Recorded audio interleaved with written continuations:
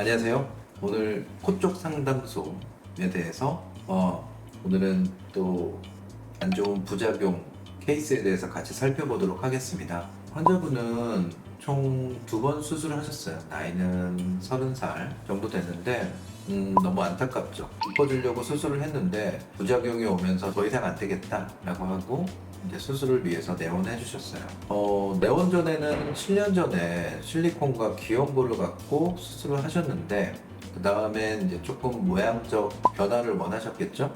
그래서 기증늑연골과 실리콘을 또 재차 사용을 해가지고 재수술을 하셨었어요. 그리고 우리가 이제 사진을 살펴보게 되면은 대부분의 이제 구축이 특히나 이제 옆에서 봤을 때는 코끝이 점점 짧아지고 뭉툭해지는 형상으로 변화하게 되죠. 이러한 구형 구축은 실리콘의 위치에 따라 가지고 오른쪽 콧구멍이 찝히는 경우도 있고 왼쪽 콧구멍이 찝히는 경우도 있습니다. 물론 실리콘이 기가 막히게 가운데 있다면은 아마도 콧구멍의 변화, 그러니까 비대칭성이 발생되지 않은 상태에서 가운데만 중심으로 점점 짧아지고 들려질 수 있을 거예요. 내가 만약에 구형 구축이 생겼는데 콧구멍이 점점 비대칭으로 되고 한쪽 콧구멍이 특히나 더 짧아지는 형상이라면은 아마 평상시에도 수술 이후에 실리콘이 비대칭성이 굉장히 있었을 겁니다. 그 주변으로 해서 실리콘이 변질된 막, 캡슐이라고 하죠.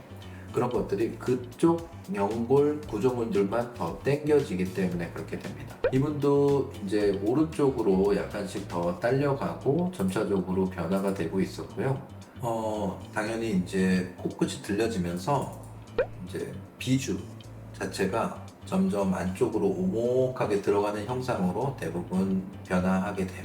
그래서 이렇게 이제 뭐 방법은 없습니다. 여기서 뭐 수술 이전보다 더 이쁘게 할 수는 있는 여력이 있겠지만 일단 이 정도의 변화가 오신 분들은 대부분은 정상적인 코를 갖고 싶다. 뭐 이쁘면 더 좋겠지만 일단은 짧아진 거, 당겨진 거, 그 다음에 비공비대칭이 발생한 거에 대해서 좌우 균형을 이루고 충분한 길이감으로 내려줬으면 좋겠다. 그게 1차적인 목표가 되는 거예요. 근데 이러한 구형 구축이 발생하는 거는 제가 누누이 말씀드렸듯이 전제 조건은 실리콘이 있을 것.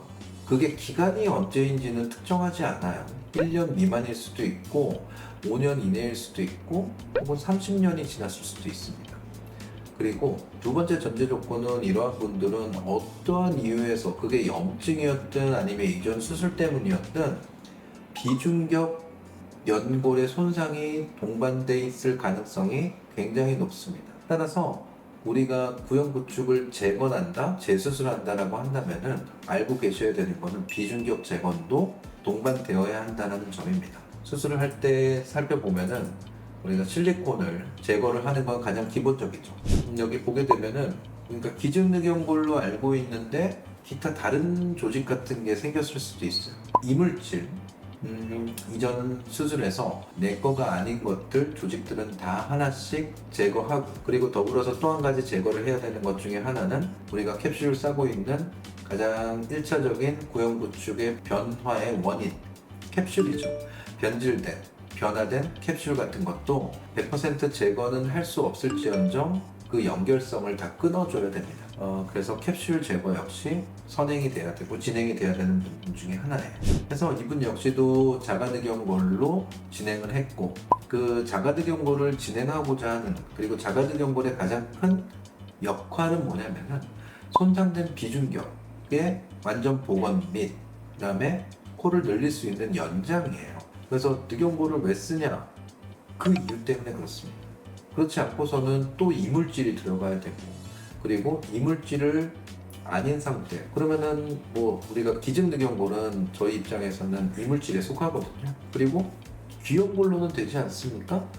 굉장히 경한 구축 같으면은 귀염골로 충분히 될 수는 있겠지만 이분과 같이 약간 좀 이미 피부가 어느 정도 딱딱해지고 변화폭이 심하다면은 귀염골은 그 강도, 그러니까 즉 피부를 짧아진 피부를 다시 늘어뜨릴 수 있는 정도의 강도, 강함을 확보할 수는 없어요. 그렇기 때문에 귀염골은 이러한 수술에서는 적합한 선택이 아닙니다. 그래서 우리가 늑연골을 사용을 해서 비중격 재건을 하고 코를 더 연장을 시킬 수 있는 충분한 비중격 연장을 아울러서 할 수 있게 하고요.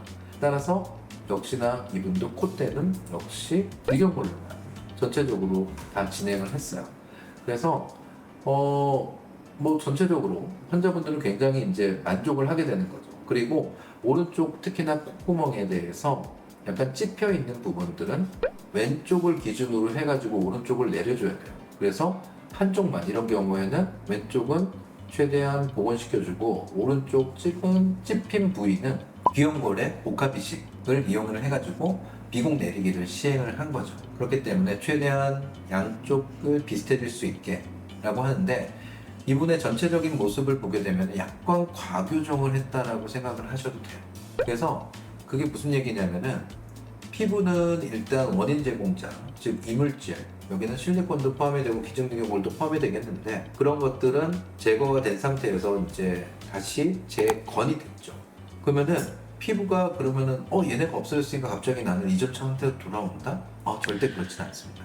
피부란 거는 특히나 이렇게 피부까지 딱딱해져 버린 고형군축이 발생했을 경우에는 대부분 최소 3개월 어느 정도 자리를 잡고 내 수술 결과가 확실하게 눈에 보이고 이제는 더 이상 크게 변화가 없겠지는 얼추 6개월이 돼요.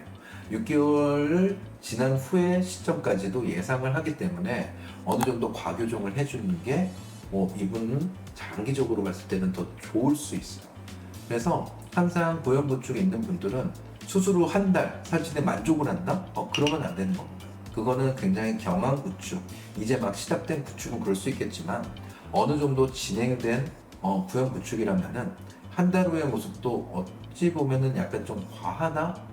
높다? 조금 약간 좀 둔탁하다? 이런 느낌일 수 있지만 그 시기를 지나가지고 자리를 잡고 완성된 모습을 볼 수 있기 때문에 시간이 조금 더 필요한 그런 수술 그리고 그런 치료일 수 있습니다.